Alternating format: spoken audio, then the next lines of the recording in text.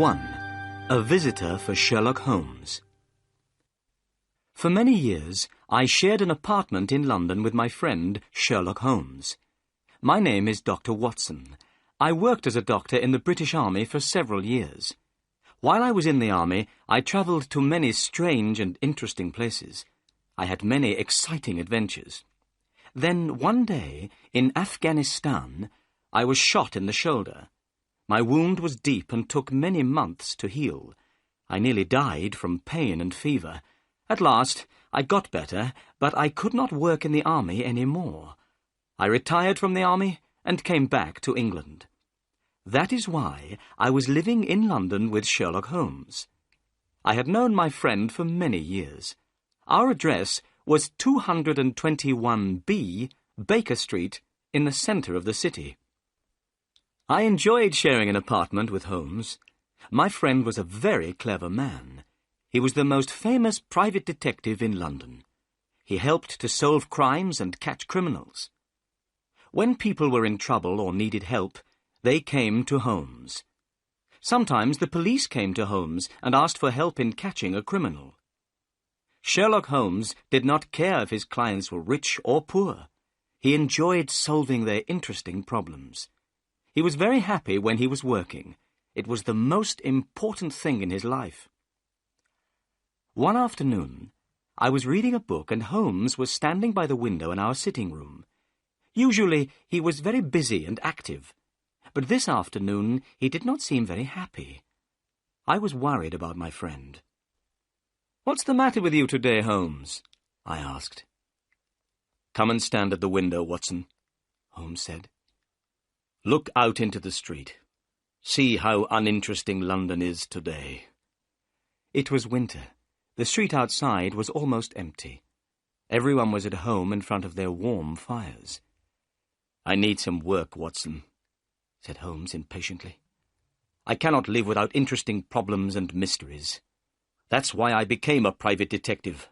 I love my work. It keeps my brain active. But when there are no crimes and no mysteries to solve, then life becomes very boring for me." He turned sadly away from the window. At that moment, there was a knock at the door. Our housekeeper came into the room. She was carrying a small white card on a silver tray. Holmes picked up the card. "Miss Mary Morstan," he read aloud. "I don't know anyone of that name. Please ask the lady to come in. Perhaps it is a new client." A few moments later, Miss Morstan entered the room. She was young and not very tall, with blonde hair and blue eyes. Her clothes were not fashionable, but they were clean and tidy. She had a lovely face. I noticed at once that she looked worried and unhappy. "Please sit down, Miss Morstan," said Holmes kindly. "I am Sherlock Holmes, and this is my good friend, Dr. Watson. Dr. Watson and I have worked together many times." "I'm very pleased to meet you both," said the young lady. Then she turned to Holmes and looked at him with her lovely blue eyes. "Mr. Holmes, I've heard that you give people good advice. I'm not a rich woman, but I hope you can help me too. Something very strange has happened.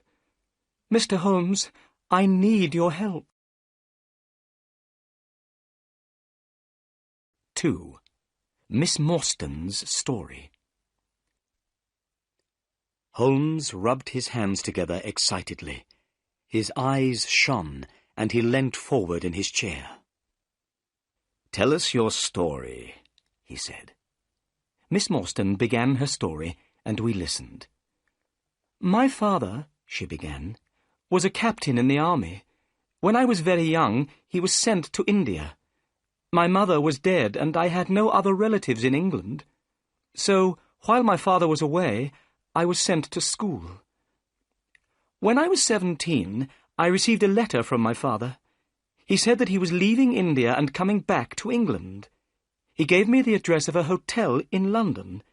He asked me to meet him there. I was very happy and excited about seeing my dear father again. I went to London and arrived at the hotel. I asked for Captain Morstan, my father, but I was told by the hotel manager that my father was not there. He had gone out the night before and not returned. I waited all day and all night, but my father didn't come back to the hotel. Finally, I went to the police. They advertised for Captain Morstan in all the newspapers, but without success. I never saw my dear father again." Miss Morstan began to cry. Holmes opened his notebook. "What was the date that your father disappeared?" he asked. "It was the 3rd of December, 1878. Nearly 10 years ago." "What happened to his luggage?" "It was still at the hotel," replied Miss Morstan. "The cases contained some books and clothes and some paintings and ornaments from the Andaman Islands." "The Andaman Islands? What are they?" I asked. "A small group of islands near the coast of India," said Miss Morstan. "There is a prison on one of the islands. My father was one of the officers in charge of the prisoners. He worked there for many years." "Did your father have any friends in London?" asked Holmes. "Only one, Major Sholto. He was also in charge of the prisoners in the Andaman Islands. The Major had retired from the army some time before my father disappeared. He was living in London, and of course I went to see him, but he didn't know that my father had arrived in England." "Your story is very interesting," said Holmes, rubbing his hands together once more. "Please, go on." "4 years after my father disappeared," continued Miss Morstan, "I saw an advertisement in the newspaper. The date was the 4th of May, 1882. To my surprise, the advertisement asked for the address of Miss Mary Morstan. It said that if I advertised my address, I would receive some very good news." "What did you do?" asked Holmes. "I advertised my address in the same newspaper. The next day, I received a small cardboard box. Inside the box was a lovely pearl, and I have received another 5 pearls since that day. They arrive every year on the same day. Look." She opened a flat box and showed us 6 beautiful pearls. "There was no letter with the pearls?" asked Holmes. "Nothing at all," replied Miss Morstan. Then she continued, "But the strangest thing of all happened this morning. That is why I came to see you. This morning I received a letter. Please read it." "Thank you," said Holmes. He took the letter and studied it carefully. Then he handed it to me. London, the 17th of November, 1887. Dear Miss Morstan, go to the Lyceum Theatre tonight at 7 o'clock. Stand outside the entrance on the left. If you are afraid, bring 2 friends. Do not bring the police. You have been deceived, but you will learn the truth tonight. Your unknown friend. "What can this letter mean?" asked Miss Morstan. "I'm afraid. What should I do, Mr. Holmes? You are a clever man and can give me good advice." Holmes jumped up excitedly. "We shall go tonight to the Lyceum Theatre. The 3 of us. You and I and Dr. Watson. The letter asks you to bring 2 friends with you. You will come with us, won't you, Watson?" "Of course," I said. "I'll be very happy to come." I was speaking the truth. I wanted to help Miss Morstan. "You are both very kind," said Miss Morstan. "Since my father disappeared, I have been alone in the world. I have no friends whom I can ask for help. What time shall we meet this evening?"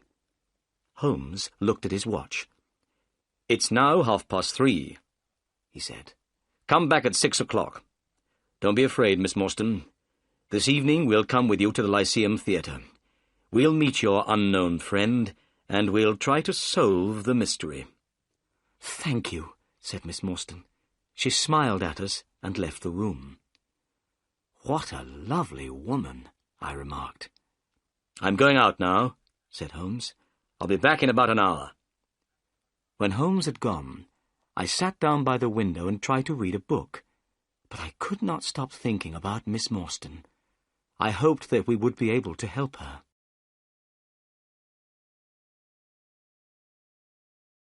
"3. A Strange Meeting." At 5:30, Holmes returned.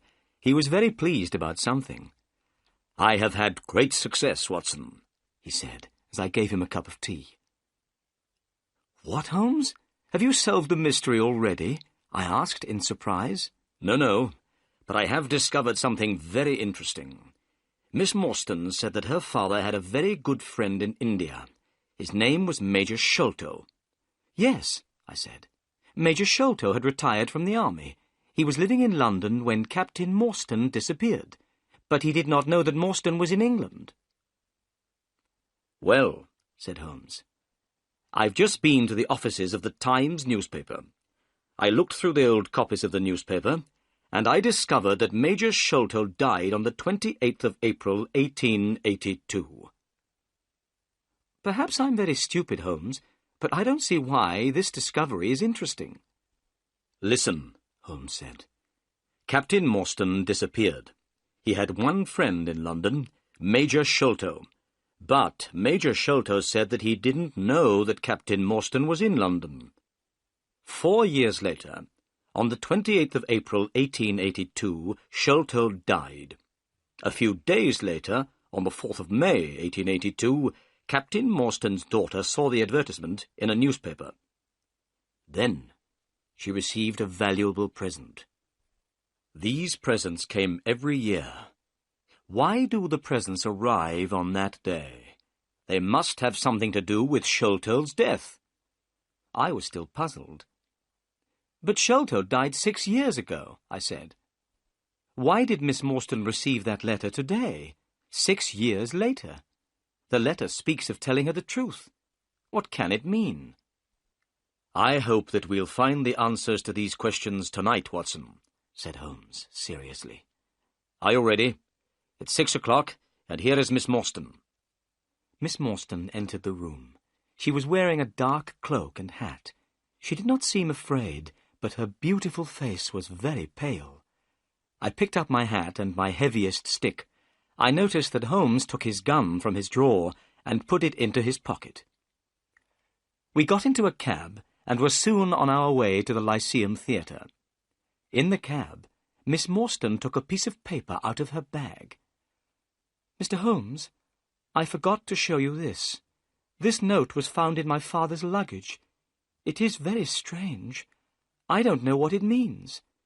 Perhaps it isn't very important, but I wanted you to see it." Holmes unfolded the note carefully and spread it on his knee. He took a magnifying glass out of his pocket and examined the paper. "This paper was made in India," he remarked. "Have a look at it, Watson." I took the note and studied it carefully. The paper was thin and old. There was a drawing on the paper. "It looks like the plan of a large building," I said. "Somebody has made a mark to show a certain place in the building. But what are these names at the bottom? And what is the meaning of the sign of 4? "I don't understand what this note means," said Holmes, "but it might be important. I will keep it." He sat back in the cab. Miss Morstan and I talked quietly together, but Holmes did not say anything. I knew he was thinking hard. It was getting dark, and the people in the streets were hurrying home from work. I was feeling a little afraid. I wondered what kind of person we would meet at the Lyceum Theatre. There were many people outside the theatre. Everyone was meeting friends and going in to see the play. The letter had told us to stand outside on the left. We waited. Suddenly, a small, dark man appeared. "Are you Miss Morstan and her friends?" he asked.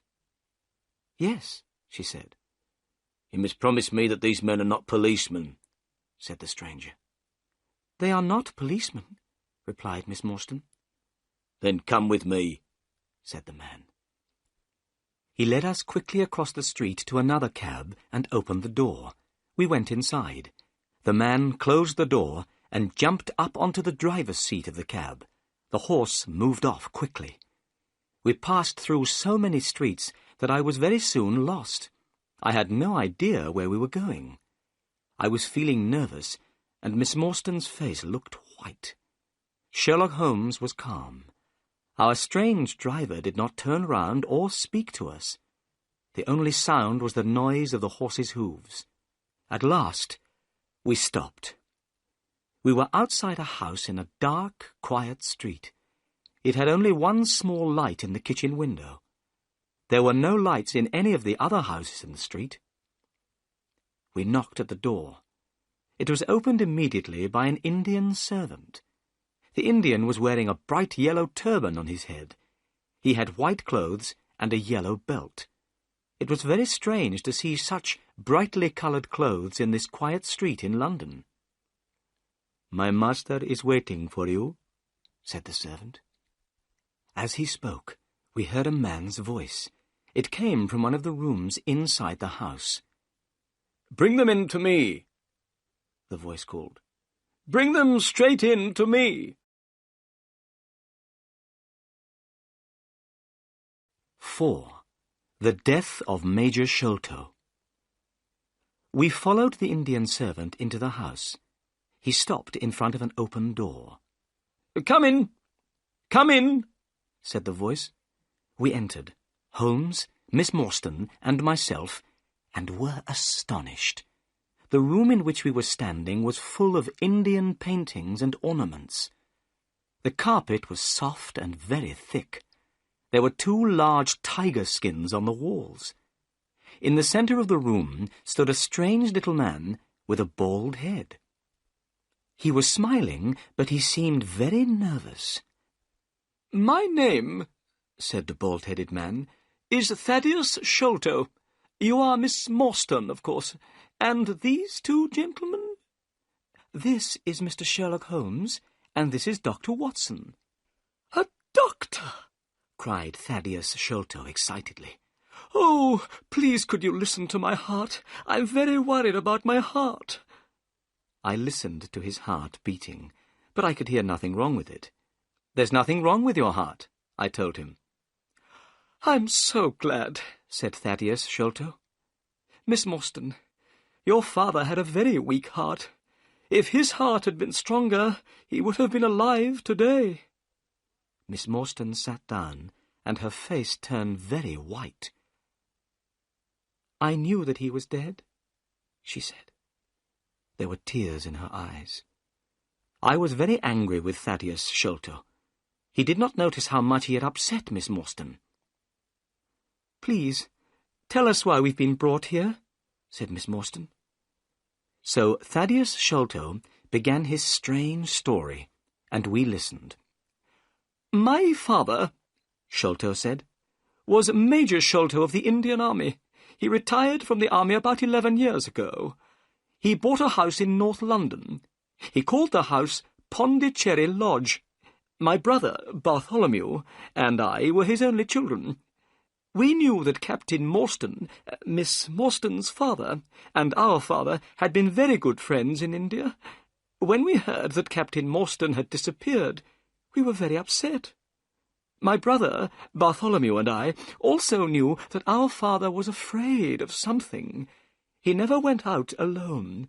He often spoke about a man with a wooden leg who followed him. He seemed very afraid of this man." "Did he tell you why he was afraid?" asked Holmes. "No, he didn't," Thaddeus Sholto replied. Then he continued with his story.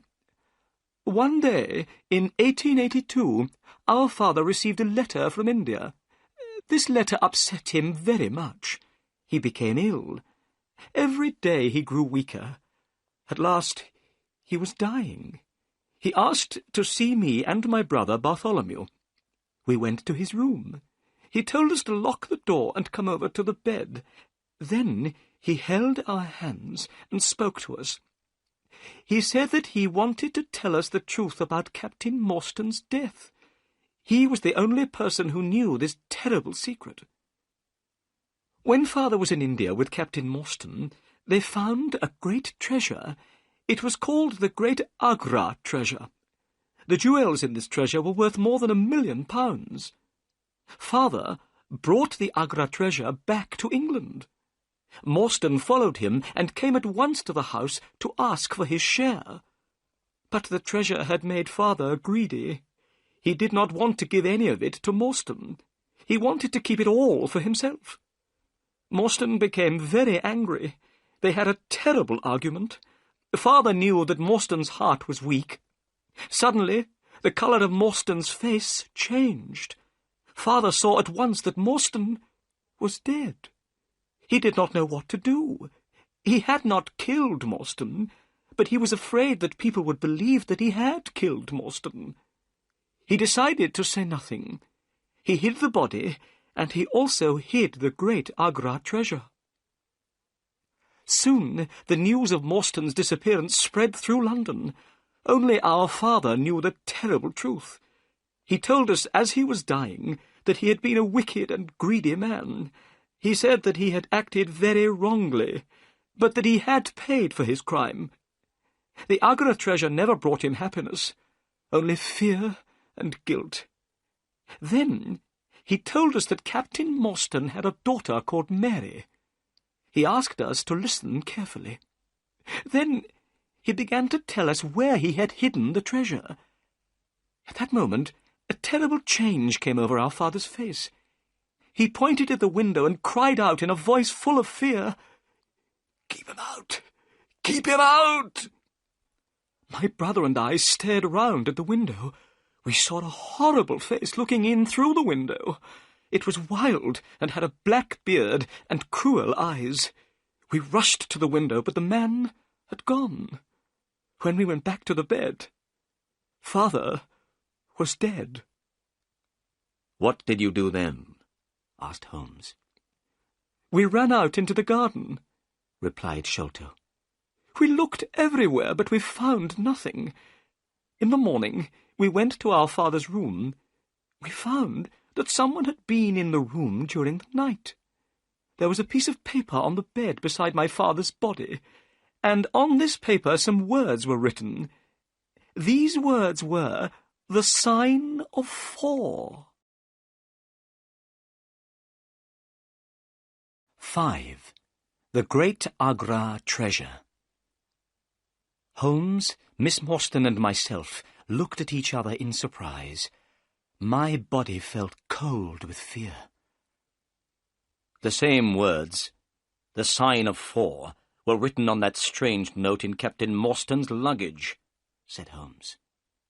"What can it mean?" I whispered. Miss Morstan turned to Thaddeus Sholto. "Why did you send me the pearls?" she asked. "On the table, beside our father's bed, was a gold cup," Sholto answered. "It was decorated with 6 pearls. Our father had told us that this cup was part of the Agra treasure. He had wanted us to share the treasure with you. So we found your address and sent you the pearls, one by one." "That was very kind of you, Mr. Sholto," said Miss Morstan. "Not at all," said Sholto. "But now I am going to tell you something very exciting. Yesterday, my brother and I found the great Agra treasure." "You found the treasure?" we repeated in astonishment. "Yes. Our father had died before he told us where it was hidden. My brother Bartholomew and I searched for the treasure for 6 years. Yesterday, we found it. That is why we sent you the letter, Miss Morstan. We have found the treasure, but half of it belongs to you." "Where is the treasure now?" asked Holmes. "At my father's house, Pondicherry Lodge," replied Sholto. "My brother Bartholomew lives there now. We must go there immediately so that Miss Morstan can see the treasure and claim her share. Bartholomew is expecting us. Miss Morstan, tonight you will be a rich woman." Miss Morstan was going to be very rich. I should have been very happy, but I did not feel happy at all. I had fallen in love with Miss Morstan. But I did not have very much money. If she became rich, I could not ask her to marry me. Thaddeus Sholto put on his coat. "Come," he said. "I have a cab waiting outside. It will take us to Pondicherry Lodge. We must not be late." It was a long drive to Pondicherry Lodge. The night was cold, and the moon was shining brightly. As we sat in the cab, Thaddeus Sholto continued to talk. Holmes, Miss Morstan, and myself listened. "My brother Bartholomew is a very clever man," he said. "He knew that the treasure was somewhere in the house. He had an idea. He measured the height of the house outside. It was 74 feet high. Then he measured the height of the rooms inside the house. He added the heights of the rooms together. The total was only 70 feet. There was extra space under the roof. My brother made a hole in the ceiling of the room on the top floor. He found a secret room. Inside this little room, the treasure chest was standing. Last night, I helped Bartholomew to lower the chest down into the room below. We opened the chest with a key which we found beside it." Thaddeus Sholto's voice became excited. "Inside the treasure chest were hundreds of beautiful jewels, diamonds, rubies, sapphires, and many others. They shone so brightly that they hurt our eyes. Miss Morstan, the Agra treasure is really wonderful. But here is Pondicherry Lodge. We have arrived. Soon you will see the treasure for yourself." It was now nearly 11 o'clock. Pondicherry Lodge was a big house with a high wall around it. Everything was black and silent. There was no light except the moonlight. "This is very strange," Thaddeus Sholto said nervously. "I don't understand why there are no lights. My brother Bartholomew is expecting us, but the house is dark." We walked up to the house. Suddenly we heard a noise coming from inside that great black house. It was the sound of a woman crying. "The only woman in the house is the housekeeper," said Sholto. "Something is wrong." We hurried to the door and knocked. A tall old woman opened it. Her face was white with fear. "Oh, Mr. Thaddeus, I'm glad you've come," she said. "I'm very frightened. Come into the house, Mr. Thaddeus.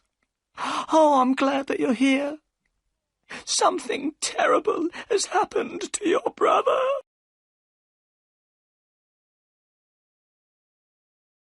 "6. A terrible murder." Thaddeus Sholto began to shake with fear. His face was very white. "What do you mean?" he asked the housekeeper. "What is the matter with my brother?" "He locked himself in his room. He was there all day. When I knocked on the door, he would not answer me," she said. "I knew that something must be wrong. A short time ago, I went upstairs. I looked through the keyhole of the door of his room. I saw your brother's face, Mr. Thaddeus. It looks terrible. You must go up, Mr. Thaddeus. You must go up and see for yourself."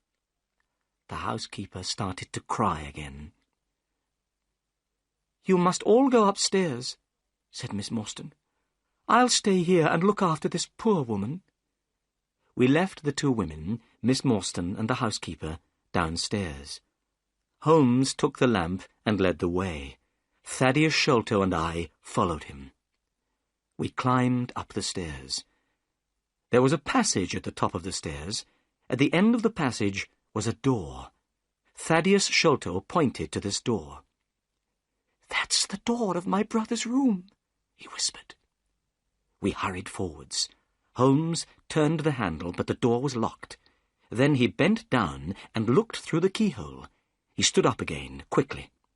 "My God!" he cried. "It's the work of the devil." I bent down and put my eye to the keyhole.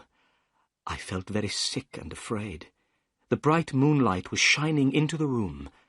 I could clearly see a face. This face was looking straight at me. It did not move. There was a horrible smile on the face. "This is terrible," I said to Holmes. "What shall we do?" "We must break down the door," he replied. We threw ourselves at the door, and it broke with a sudden crack. We were inside Bartholomew Sholto's room.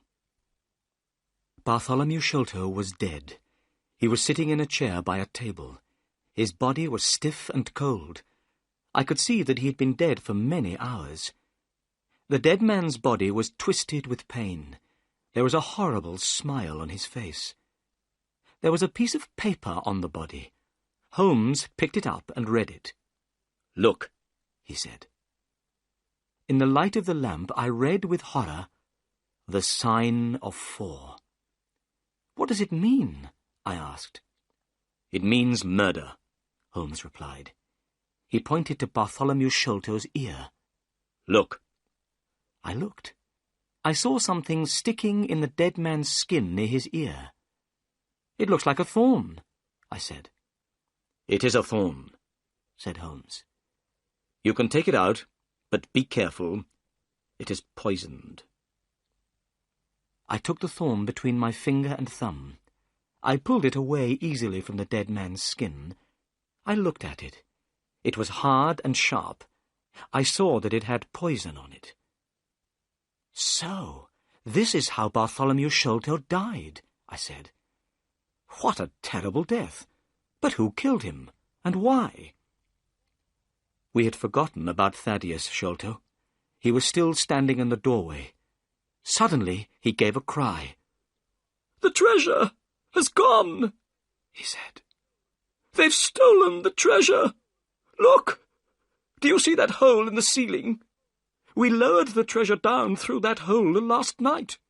After I had helped my brother with the treasure, I left him here in this room. I was the last person to see my brother alive. I heard him lock the door as I came downstairs." "What time was that?" asked Holmes. "It was 10 o'clock, and now my brother Bartholomew is dead, and the great Agra treasure has gone."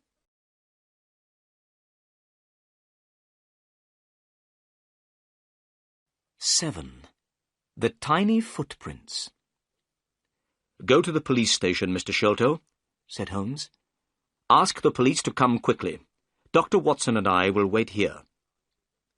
Thaddeus Sholto turned away. We heard him going downstairs.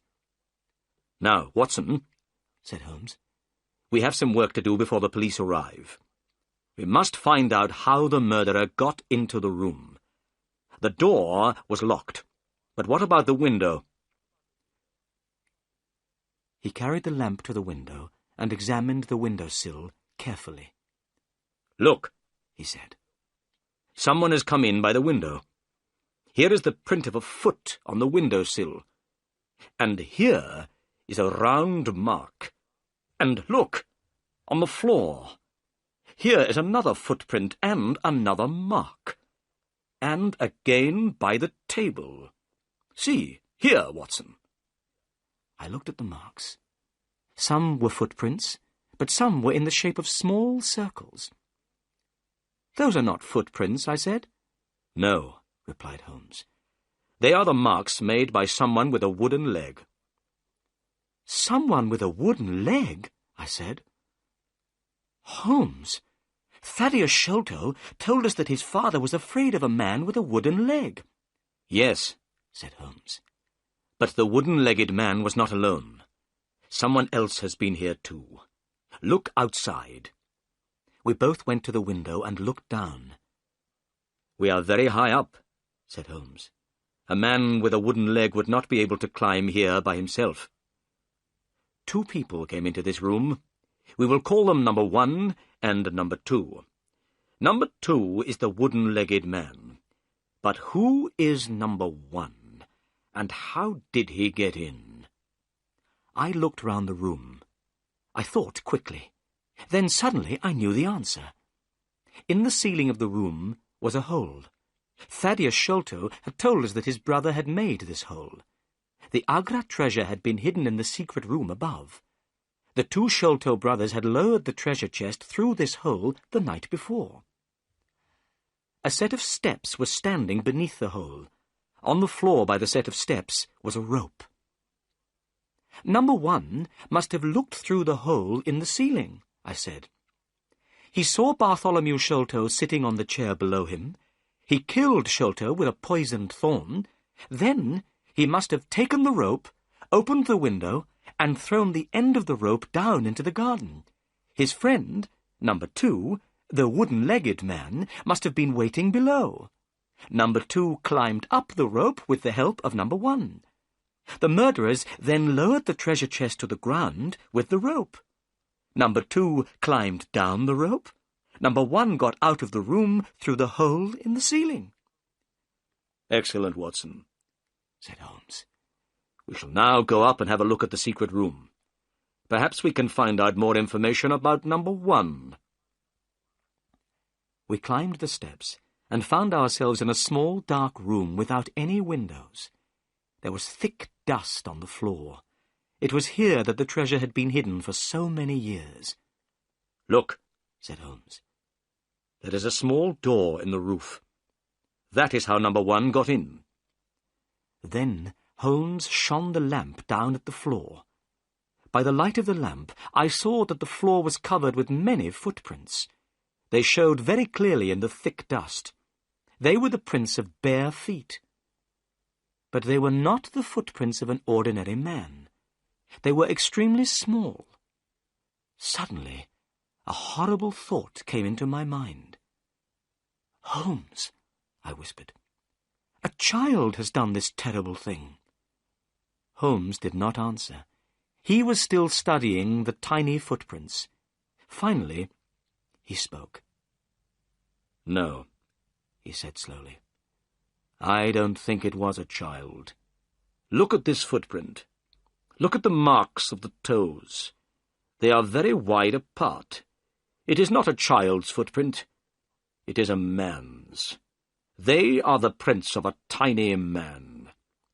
"Do you mean a dwarf?" I asked in surprise. "I will show you," replied Holmes. "Let's go into the room again. Let's examine once more the poisoned thorn which killed Bartholomew Sholto." In the room below, I picked up the thorn. I held it carefully between my fingers. I felt afraid. It was long and sharp. "Now then," said Holmes, "what do you think about this thorn? Is it an English thorn?" "No," I said. "It certainly is not." "You see," said Holmes, "already we begin to know many things about murderer number 1. He is a very small man, in other words, a pygmy, from some foreign land. He is very strong and can climb great heights easily. He is also extremely dangerous. He kills people by shooting them with poisoned thorns."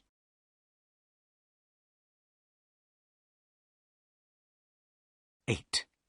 Inspector Jones makes an arrest." I looked at Holmes in astonishment. "How strange," I said.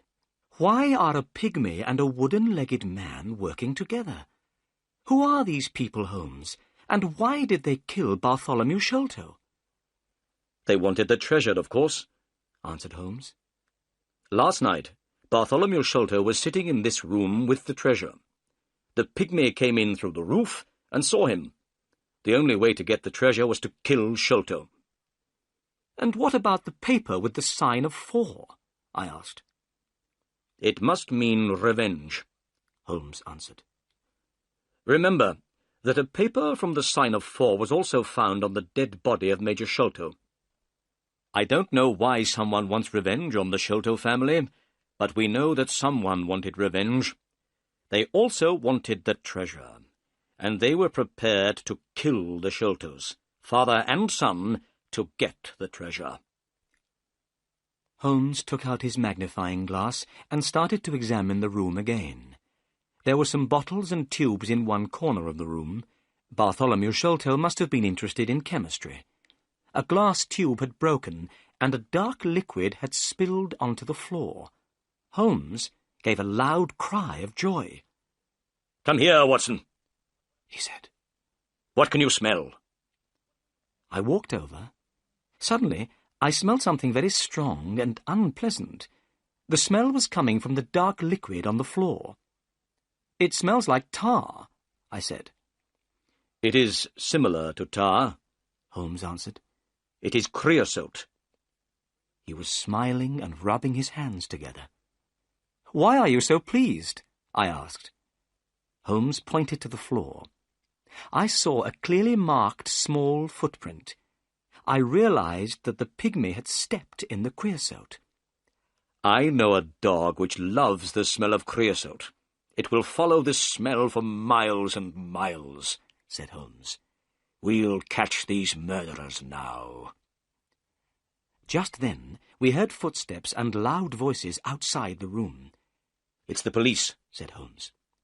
As he spoke, a fat man in a grey suit entered the room. His face was red, and his eyes were small and bright. He was followed by a policeman in uniform and by Thaddeus Sholto. I'd never seen the fat man before, but Holmes seemed to know him well. "Good evening, Inspector Jones," said Holmes politely. "Don't you remember me?" The fat man stopped and stared. He was not very pleased to see Holmes. "Why, yes, of course," he said. "You are Mr. Sherlock Holmes, the private detective. Yes, I remember you well. This is an interesting crime, Mr. Holmes. A man has been murdered, and jewels worth £1 million are missing. What do you think happened?"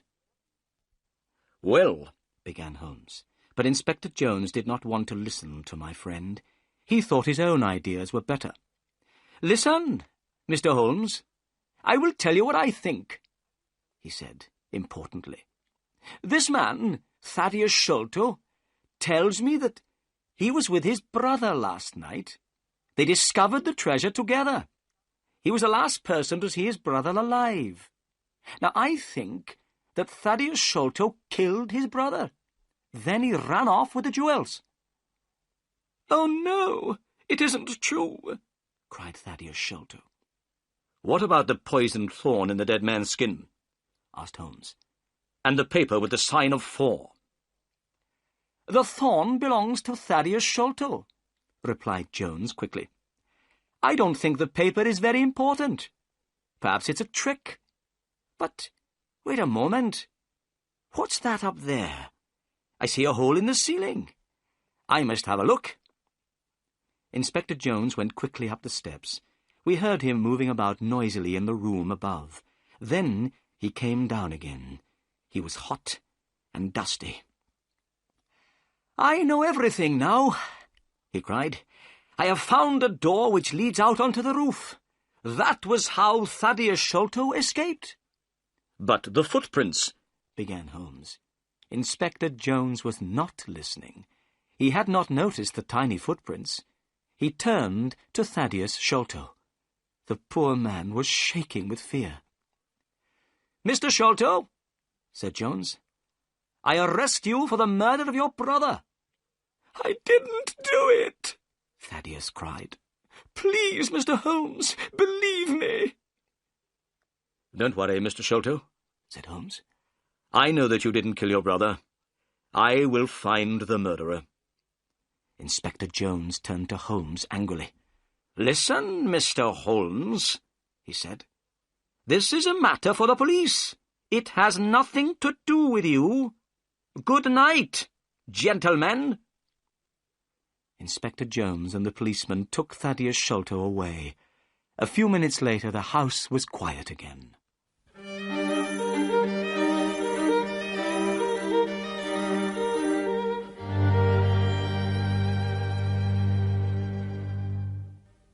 "9.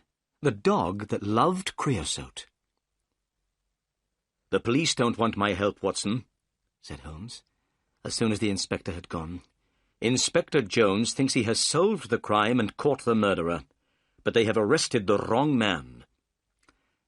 I agreed with Holmes.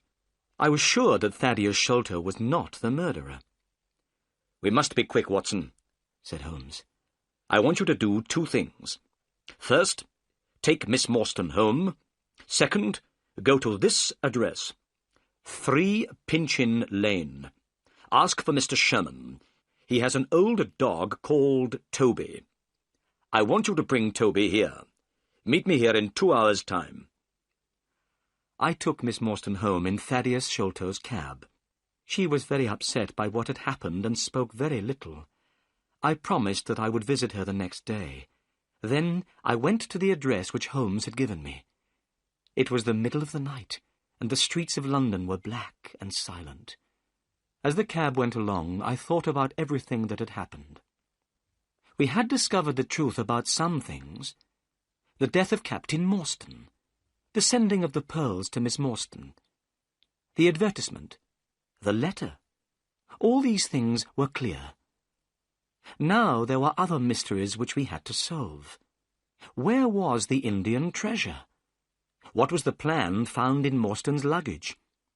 Who wanted Bartholomew Sholto to die? Where were the pygmy and the wooden-legged men? What did all these things mean? And what was the mysterious sign of 4? I hoped that Sherlock Holmes would discover the answer to these questions. Soon I arrived in Pinchin Lane, the address where Holmes had sent me. It was a very poor street, and the houses were old and dirty.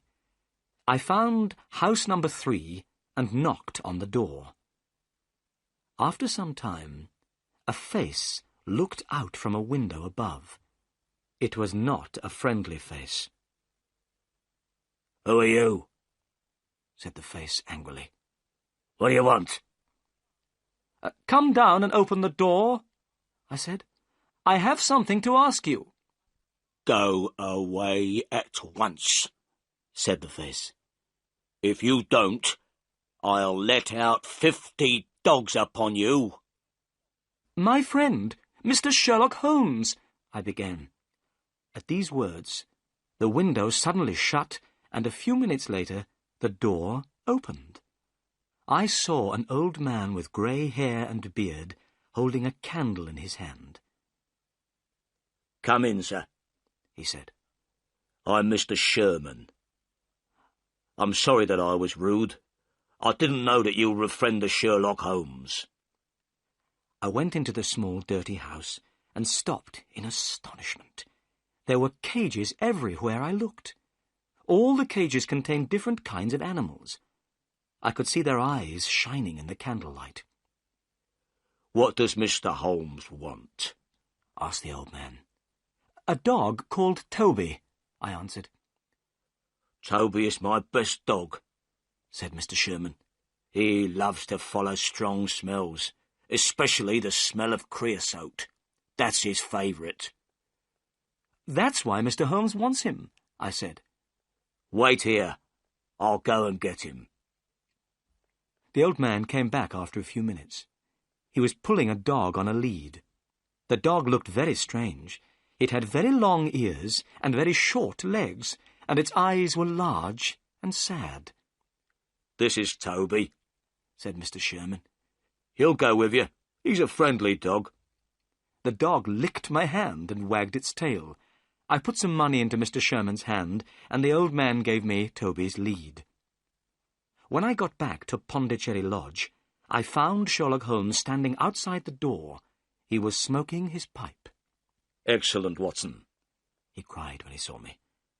"You've done well. Good dog, Toby. Come here. Good dog." Holmes took a handkerchief out of his pocket and gave it to Toby to smell. The handkerchief was covered with creosote.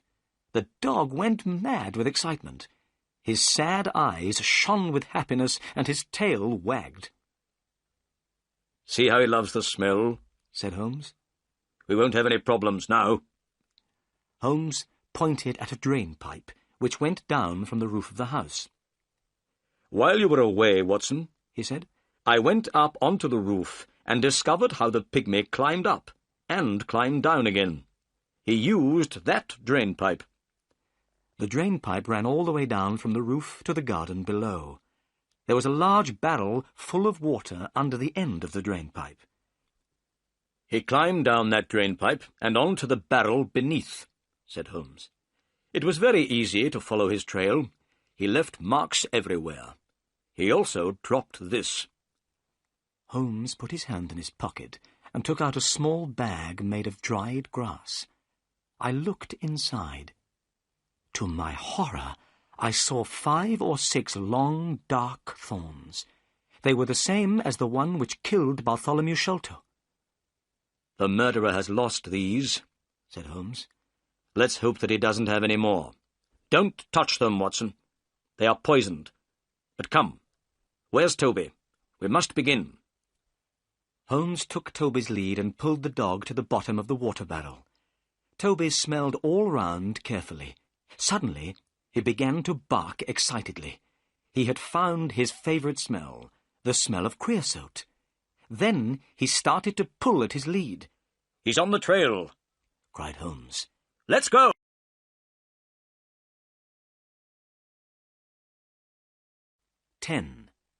The hunt begins. Toby pulled at his lead and ran quickly through the grass. He ran so quickly that it was difficult to follow him. The sky was beginning to get light now. Toby ran along the paths in the garden under the trees and bushes. Then he reached the garden wall and ran along beside it. Finally, he stopped at a place in the wall where the bricks were loose. "This is the place where they got into the garden," said Holmes.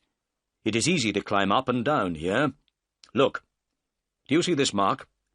It is the print of a man's hand." He pointed at a flat stone. I saw a dirty handprint on the stone.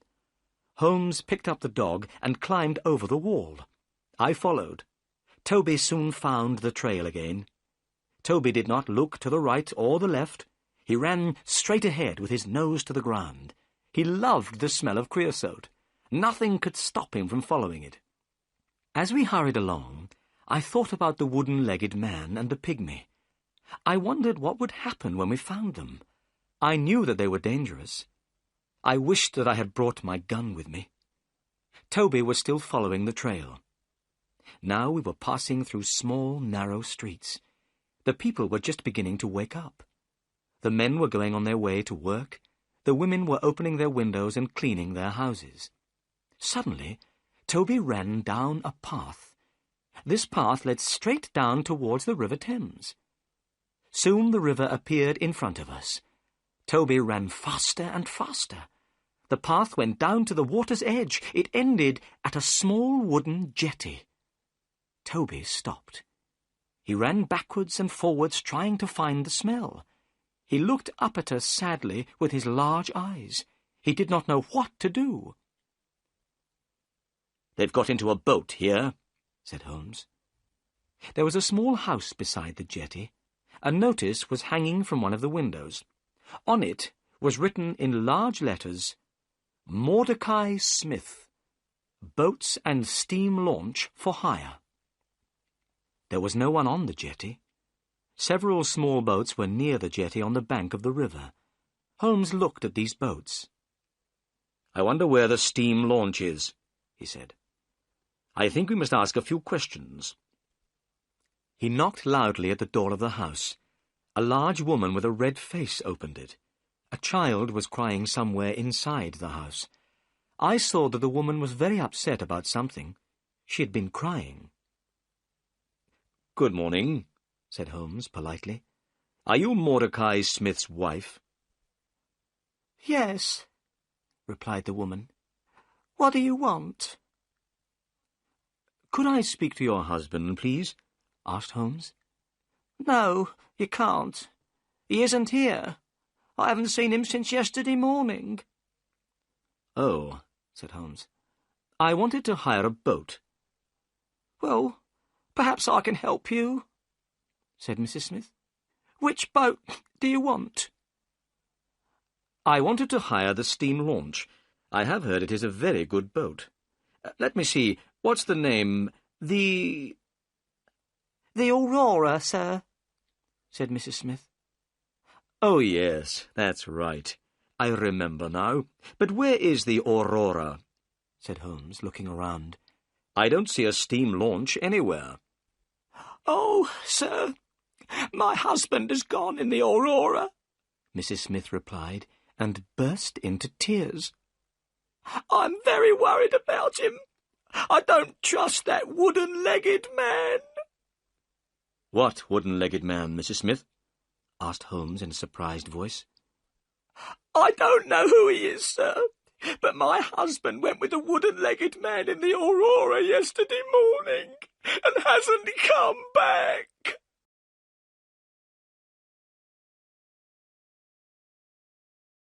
"11. Mystery on the River." "I'm very sorry to hear that, Mrs. Smith," said Holmes. "Tell me, was this wooden-legged man alone?" "I don't know, sir. I didn't see anyone else, but it was very dark. It was 3 o'clock in the morning. I could not be sure." "What does the Aurora look like?" asked Holmes. "The Aurora is black, sir, with 2 red stripes down each side. It has a black funnel with a white stripe. The Aurora is the fastest boat on the river," answered Mrs. Smith. Holmes looked worried. "That's very interesting," he said. "Try not to worry about your husband, Mrs. Smith. I am going up the river myself. If I see Mr. Smith, I will tell him that I have seen you. Goodbye." "Goodbye, and thank you," said Mordecai Smith's wife. She had stopped crying. She went inside her house and closed the door. "Watson, we must find Mordecai Smith and the Aurora as soon as possible," said Holmes. "Mordecai Smith and the wooden-legged man are working together. Smith has taken the 2 murderers in his steam launch. They are all hiding somewhere on the river." "It will be easy to find them," I said. "You must tell the police at once." Holmes shook his head. "No, I don't want these criminals to know that anyone is looking for them. They will try to escape again. I have a better idea," Holmes went on. "I have many agents everywhere up and down the river. These agents are clever. I pay them to bring me information. They always know what is happening on the river.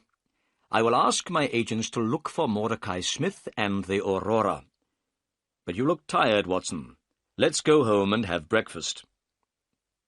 It was now nearly 8 o'clock in the morning. I did feel very tired.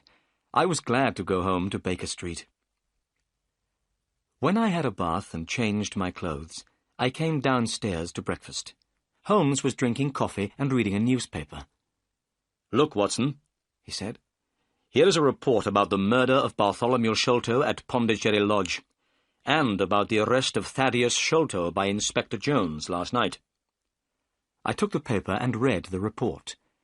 I felt sorry for Thaddeus Sholto. Inspector Jones had made a stupid mistake by arresting him. I knew that Sholto was not guilty of the murder of his brother. I hoped that we would be able to help Thaddeus. But would we be able to find the murderers? Suddenly, there was a loud knock on the door. A few minutes later, 12 children ran into the room. Their clothes were dirty and ragged. They had no shoes on their feet. Their hair was untidy, and their faces had not been washed for a very long time. But they seemed happy and cheerful.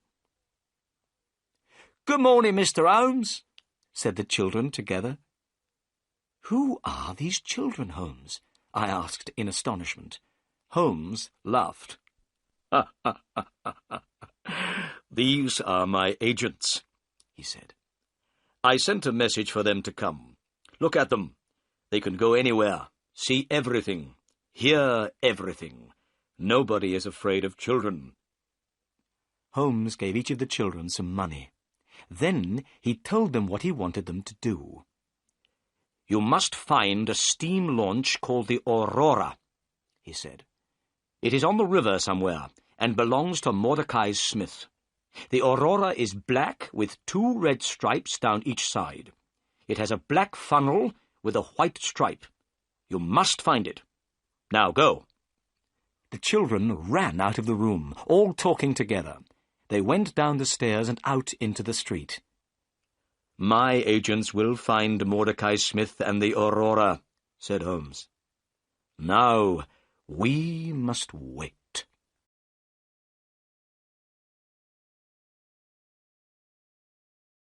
"12. Inspector Jones receives a telegram. We had not slept all night, and I was very tired. I went to bed and woke late in the afternoon. I felt much better. I went downstairs. Holmes was reading a book. I saw at once that he was worried. "Is there any news?" I asked. Nothing at all. I can't understand it. I am very surprised and disappointed. My agents say that they cannot find the Aurora. "Can I do anything to help?" I asked. Nothing. "Then I'll take Toby back to Pinchin Lane. Then I'll go and see Miss Morstan and tell her what has happened." I went to Miss Morstan's house. She looked very pleased to see me. I told her that we had not found the treasure yet, but she did not look disappointed. I was surprised about this, but I was also very pleased. I said good-bye to her and drove back to Baker Street. I went to bed, but I could not sleep. I was thinking about Miss Morstan. I wanted to ask her to marry me. All night I heard Holmes walking up and down in his room. Next morning he looked tired and ill. My agents cannot find the Aurora, he said impatiently. They have searched the whole river. The Aurora has disappeared. We waited all that day, but there was no news. The next day I woke early. It was still dark. To my surprise, Sherlock Holmes was standing by my bed. He was dressed and ready to go out. I have had an idea, Watson, he said. I am going up the river myself. Perhaps I can find the launch. You must stay here. There may be some messages. Holmes left without another word. That day, the time passed very slowly. I picked up a book but was unable to read it. I was thinking all the time about the wooden-legged man and the pygmy. Where were they? Why could Holmes not find them? I was worried about my friend. I knew that he was a clever detective, but perhaps this time he would not be able to catch the murderers. At 3 o'clock in the afternoon, I had a visitor. It was Inspector Jones, the police officer. I was astonished. Inspector Jones had changed completely. 2 days ago, he had been very rude to Holmes. He had not wanted his help. Now, he was very quiet and polite. "Good afternoon, Dr. Watson," said Inspector Jones. "I'm afraid that I made a bad mistake. I have had to let Thaddeus Sholto go. Sholto has proved that he was at a friend's house when his brother died."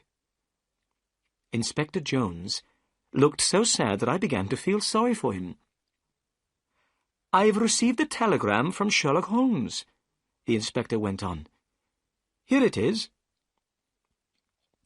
I took the telegram and read it. Inspector Jones, go to Baker Street at once. Wait for me there. I know where Sholto's murderers are hiding. Come with us tonight if you want to catch them. Holmes. "That's excellent," I cried. "Forget about Thaddeus Sholto. You'll soon have some other prisoners, Inspector Jones." At that moment, the door opened and Holmes came into the room. He was smiling. "What news?" we asked together. I know where the Aurora is, Holmes replied. It wasn't on the river at all. The Aurora has been hidden in a boatyard near the river for 2 days. I knew the launch at once. Mordecai Smith, the owner, was there too. He was talking to someone, and he was speaking very loudly.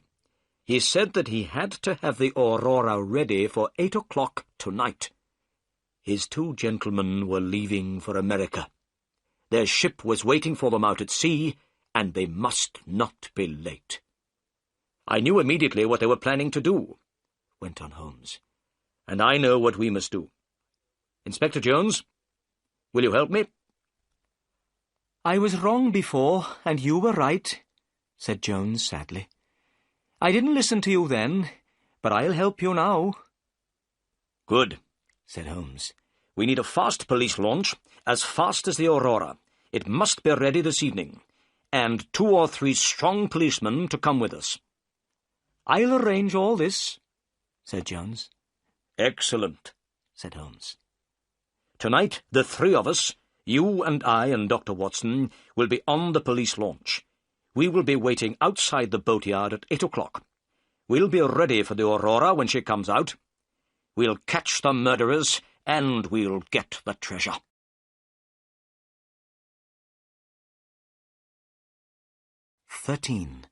The Chase on the River. At 7 o'clock that evening, the 3 of us, Inspector Jones, Holmes, and myself, went down to the river. Both Holmes and I had guns in our pockets. Inspector Jones had promised to let us use the police launch. This launch was now waiting. 4 strong men were on board the launch. Soon we were moving quickly down the River Thames. The police launch was very fast. We passed all the other boats on the river without difficulty. This pleased Holmes very much. By 8 o'clock we had arrived opposite the boatyard where the Aurora was hidden. It was now dark. We waited. 10 minutes passed. Suddenly a launch came out of the boatyard. It was black, with 2 red stripes. It was moving very quickly. "That's the Aurora," cried Holmes. "Follow it, quickly! Faster! Faster! We must catch them!" We were going so fast that the police launch started to shake, but we could not get near to the Aurora. The chase became more and more exciting. We went in and out between other boats. Many times I closed my eyes. I was sure that we would hit something. At last we got closer to the Aurora. Inspector Jones turned on a light and shone it on the Aurora. "Stop!" he cried. "Stop! We are the police!" In the lamplight we could see some men on board the Aurora. One man was sitting at the back of the launch. Beside him was a strange, dark shape. We could also see Mordecai Smith, the owner of the Aurora. He was working as hard as he could. He was trying to make the engine of the launch go faster. Inspector Jones shouted again, "Stop!" Suddenly, the man at the back of the Aurora stood up. He shouted at us angrily. He was a big, strong man. Then I noticed that his right leg was missing. There was a wooden stump in its place. This was the wooden-legged man. At the sound of the man's voice, the strange dark shape beside him moved. It was a small, dark man, the smallest man I have ever seen. But the pygmy's head was large. His face was hard and cruel. As soon as Holmes saw the pygmy, he took out his gun. I did the same. "Shoot him if he moves his hand," said Holmes. At that moment, the pygmy put a short piece of wood to his lips. We fired our guns together. The pygmy fell backwards into the water with a terrible cry. The wooden-legged man turned the Aurora towards the bank of the river. As soon as the Aurora touched the bank of the river, he jumped out. It happened so quickly that we were not able to slow down and stop the police launch. The man had landed in the soft, wet mud of the river bank, but his wooden leg had stuck in the mud. He could not move. We managed to turn the police launch round. We went towards the wooden-legged man and threw him a rope. Then we pulled him up over the side of our launch. Mordecai Smith was still on the Aurora, but he did not try to escape. We tied the Aurora to our launch. The chase was over. On the deck of the Aurora there was a big, heavy chest. We were sure that it contained the Agra treasure. We carried the heavy box onto the police launch. Suddenly, Holmes stopped and pointed. "Look," he said. I looked where Holmes was pointing. I saw one of the pygmy's poisoned thorns. It was fixed in the wood where Holmes and I had been standing. The poisoned thorn had passed through the air between us. Holmes was smiling, but I felt cold and sick. We had escaped a horrible death. As we went back up the river, we shone our light on the water. We were looking for the body of the pygmy. but we saw nothing. His body still lies somewhere at the bottom of the River Thames.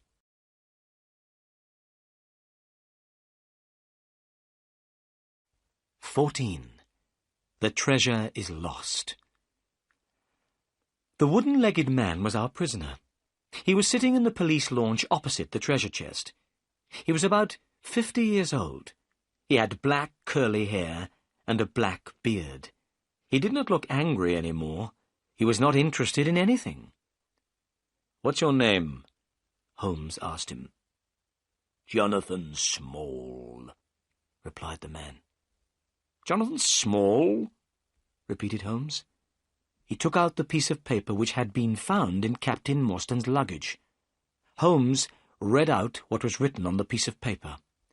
"Jonathan Small, Mohammed Singh, Abdullah Khan, Dost Akbar, the sign of 4.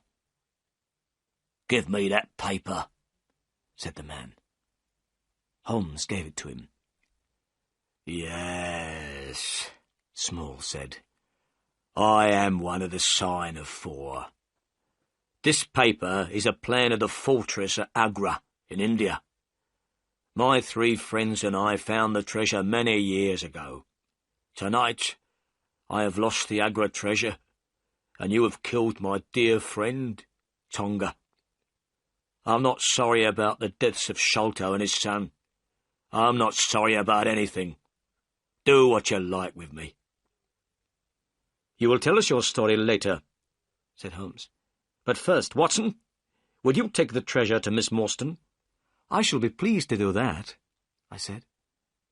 But I was not speaking the truth. I did not want to take the treasure to Miss Morstan. I did not want her to become a rich woman. "Inspector Jones and I will take our prisoner to Baker Street," said Holmes. "We'll meet you there, Watson." Then Holmes turned to Jonathan Small. "But where is the key of the treasure chest?" "At the bottom of the river," replied Jonathan Small. "Why did you throw it away?" cried Inspector Jones angrily. "You've made things very difficult for us." Jonathan Small did not speak. He did not care what Jones said.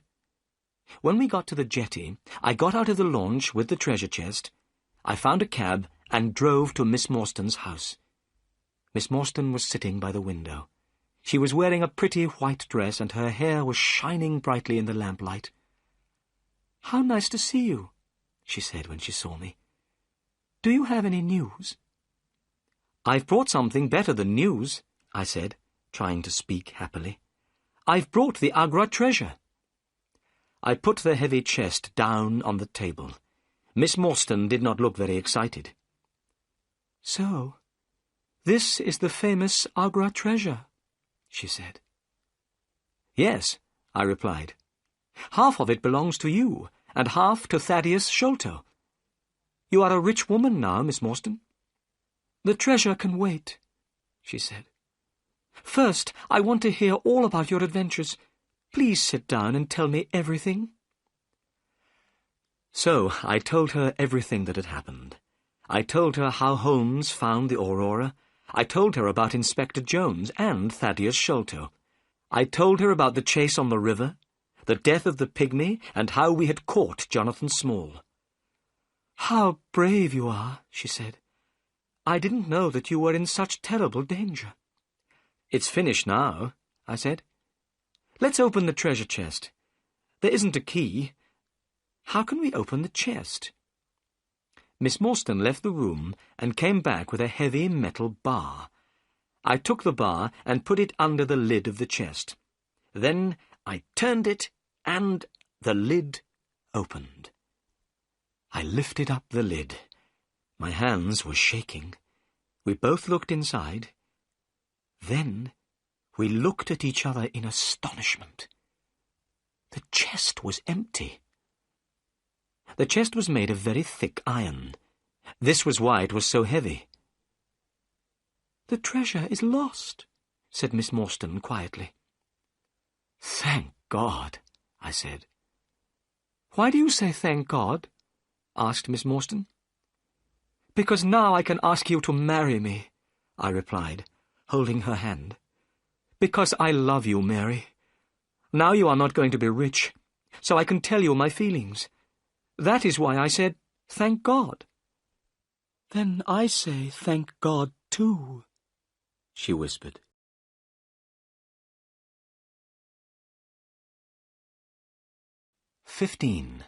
The Sign of 4. When I got back to Baker Street, Holmes, Inspector Jones, and the prisoner, Jonathan Small, were all waiting for me. I showed them the empty treasure chest.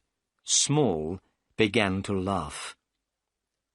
"Where is the treasure, Small?" shouted Jones angrily. "The Agra treasure belongs to the Sign of 4, said Small quietly. "No one else will have it. I threw it all to the bottom of the river." We all stood astonished. The great treasure of Agra was lost forever. "The Agra treasure is unlucky," said Small. "It has never brought happiness to anyone. It brought death to Captain Morstan. It brought fear and guilt to Major Sholto. Bartholomew Sholto was murdered because of it. And to me and the other members of the Sign of 4, it has brought prison for the rest of our lives." "You must tell us your story," said Holmes. "What is the Sign of 4? Jonathan Small began his strange story, and we listened. "I went to India as a soldier in the British Army," said Small. "One day, soon after I arrived, I had an accident and lost my leg. After that, I could not fight any more. Then there was terrible fighting between the Indians and the British. The British all hid in an old fortress at Agra. They shut themselves inside. The walls of this fortress were very thick. The Indians could not get in. I also went to Agra. I had 3 Indian friends who had fought for the British. They came to Agra with me. These men were Muhammad Singh, Abdullah Khan, and Dost Akbar. When we were in the Agra fortress, we heard a strange story. It was about a great treasure which had been hidden in the fortress. It had been hidden for many years. The 4 of us decided to look for this treasure. And one day, we found it. It was hidden under the floor in a secret room. We were astonished by what we had found. We had never seen so many beautiful jewels. The 4 of us decided not to say anything about what we had found. We decided to leave the treasure hidden in the secret room in the fortress. When the fighting was finished, we would be able to take the treasure away with us. We made a promise to each other. We agreed that we would always work together. We would share the treasure between us. We became the Sign of 4. But a terrible thing happened. 2 British soldiers were killed in a fight. We had not killed them, but we were arrested for their murder. We were sent to prison in the Andaman Islands. "Is that where you met Major Sholto and Captain Morstan?" asked Holmes. "Yes," said Small. "Sholto and Morstan were the officers in charge of the prisoners there. We were in a terrible situation. We knew where the Agra treasure was, but we were not able to go and get it. We were prisoners. Also, we were afraid that someone else might find the treasure. We did not know what to do. At last, we told Sholto and Morstan about the great treasure. We asked them to help the 4 of us to escape. When we were free, we would get the treasure and share it with them. But Sholto said that he did not believe us. He said he did not know if we were speaking the truth. Sholto did not know if the treasure would be there. He said he would go to India. If he found the treasure, he would come back. He would help us escape from prison. Sholto asked the 4 of us to give him a plan of the fortress at Agra. We did not want to give Sholto the plan. I didn't trust him. But in the end, We had to agree. We gave one plan to Sholto and another to Morstan. Sholto went to India, but he never came back. He found the treasure and took it to England. He stole it from the Sign of Four and also from his friend Morstan. And from that day, I decided to have revenge on Sholto. Small was silent for a few moments. He was thinking about what Sholto had done. Then he went on with his story. I made friends with one of the people of the Andaman Islands, he said. The people there are pygmies. They are very small, but they are very brave. One day, I found one of these pygmies lying under a tree. He was very ill. I looked after him. He slowly got better. He became my friend. His name was Tonga. Tonga helped me to escape from the islands. He had a small boat. One dark night, we put lots of food into the boat, and we sailed together from the Andaman Islands. Holmes had been listening carefully while Small told his story. Now he spoke. Ah, I understand, he said. Major Sholto received a letter. What was written in the letter frightened him to death. It must have been the news of your escape which killed him. Small went on with his story. At last Tonga and I reached London, but I was too late to have revenge on Sholto. Sholto was dying. He saw my face at the window. That night, I got into his room and left a message. It was from the Sign of Four. Tonga and I waited 6 years. We watched Pondicherry Lodge and Bartholomew Sholto carefully. When Bartholomew Sholto found the treasure, we knew about it immediately. With Tonga's help, I got into his room. Tonga killed Bartholomew Sholto with a poisoned thorn. We took the treasure, left the paper, and went. I had paid Mordecai Smith to take us to a ship. We were planning to go to America, but now everything has changed. Tonga is dead, and I am your prisoner, and the Agra treasure is lost forever. We were all silent. We were thinking of the great treasure which was lost in the mud at the bottom of the River Thames. Perhaps it was better there.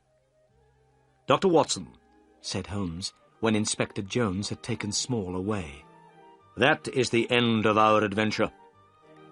Yes, I said, but I have some very good news.